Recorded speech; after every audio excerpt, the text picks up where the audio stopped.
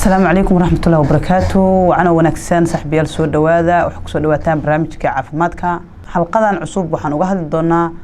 صونكا يولي بسامين تاع عذرة عذرك الدوان وقفك بين آدم كل أيو سامين كلية هاي صونكا سامين تاسواه مد ونكسان عافمادهان قفك بين آدم كه هدي أنكو هرمرو صونكا وحقفك بين آدم كعاون كرا إنه يرادو عذرة كل عاصمة بدا sidoo ku yaray kara waxay tahay inta badan dadka leh balwadaha sida cabida sigaarka waxa ku dhaca cudurrada sanbada oo ugu badan yahay kansarka ku dhaca sanbada maadaama dadkaas oo ku dhaco kansarkaas oo na sababo ayaga waxay cabaan oo sigareedkii oo isaadana iska dhaafi karin soonku wuxuu ka caawin karaa xilligaas in qofku iska jaro balwad kasta oo xun waa la goyn karaa xilliga ramadaanka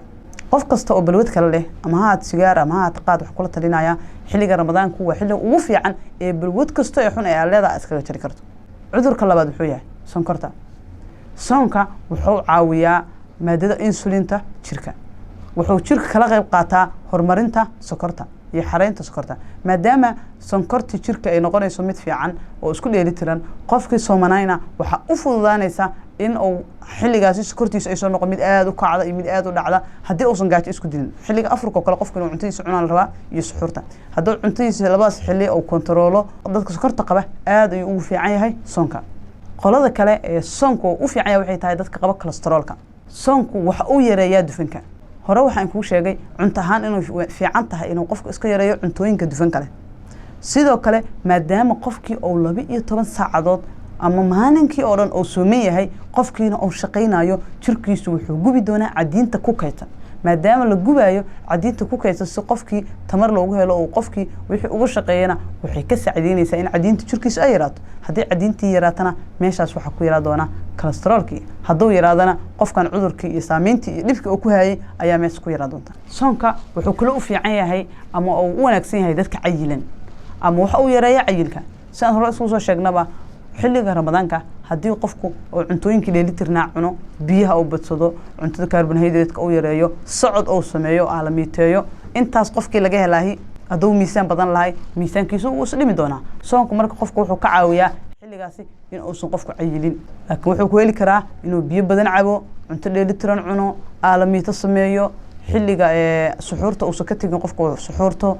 afurka oo cuntada iska yareeyo soonka dadka intooda badan waxay ka cawdaan gaaska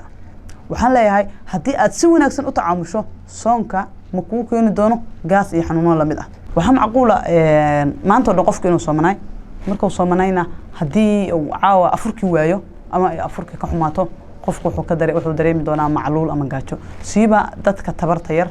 ee aad arkayso darbiyada fadhiya caafimaadka qofka waxay ku xiran tahay cunto nafaqo leh oo dheelitir inuu helo waxaan hore soo sheegnay dadka qaba cudurka sokorta inay u fiican tahay soonka laakiin haddii qofka uu iska taxadari waayo oo afurka isticmaalo cunto wada sokor ah oo sana isticmaalin daawadii sokorta qofkaas sokortiisu way kici doontaa haddii kacdana lama dhahayo soonka ayaa sokorta kiciyay sokorta waxay u kacday waa cuntada qofkan oo isticmaalay taasina waxaa muhiim ka ah taxadarka mar walba taxadarku waa lama huraan sidoo kale haddii uusan qofkii afur fiican isticmaalin ama cunto uusan helin ama uu daawo isticmaalo cuntadiina ay ku yarto oo kale sidaas oo kale qofkiina hypoglycemia galaya asagoo dawaqsan ayaa istaag kala keeni doona marka labaduba waa laba xaalad oo ka dhalan kara control la'aanka qofka mar walba soonka ka sokow xilliga afurka iyo suxuurta qofka isaga ayaa laga rabaa inuu control cuntadiisa iyo daawooyinkiisa ay muhiim u tahay inuu qofku biyo badan cabo timirna uu isticmaalo xilliga afurka ayay muhiim u tahay inuu qofku aalamiito sameeyo ama socod sameeyo ugu yaraan 30 daqiiqo maalinkii inta lagu guda jiro bisha barakeysan ee ramadaan way jiraan cudurro ku kaca dadka oo dadku ay dareemaan tusaale ahaan qofka difaaciisa awal oo yaray sida aan ku sheegay unuga dhaawacan iyo unuga duqoobana laga sii dilaayo uu baaba'aya qofkaas difaaciisa danna waxa dhacaysa in uu u nuglaado cudurro yar oo fudud oo marka hore waxba ka tareynin oo uu nuglaan doonaa waxa soo wajihi doonta xanuuno ayuu dareemi doonaa xanuunaas markuu dareemo qofkiina waxa laga yaabaa inuu sii dhigto cuntadii iyo wixii qaadan waayo kadib inay dhiig la'aan noqdo inuu cudurrada opportunistiga oo fursadaha ka faa'iideysto difaac yarida sida TB iyo cudurro lamid inay ku dhacaan waxaan kula talinayaa hooyo kasta iyo aabba kasta oo Soomaaliyeed ee qaba cudurrada loo yaqaan chronic disease-ka ama cudurrada aan ba'aynin ee qofku muddo dheer oo la noolaanayo in ay soomida bisha barakeysan ee Ramadaan ku dadaalaan maxaa yeelay waxa ugu jira caafimaad badan laakiin waxaan kula talinayaa inay ka taxadaraan cuntada isticmaalayaan hooyada ama aabaha qaba dhiig karka waa in cuntadiisa ama cuntadooda laga ilaaliyo cusbada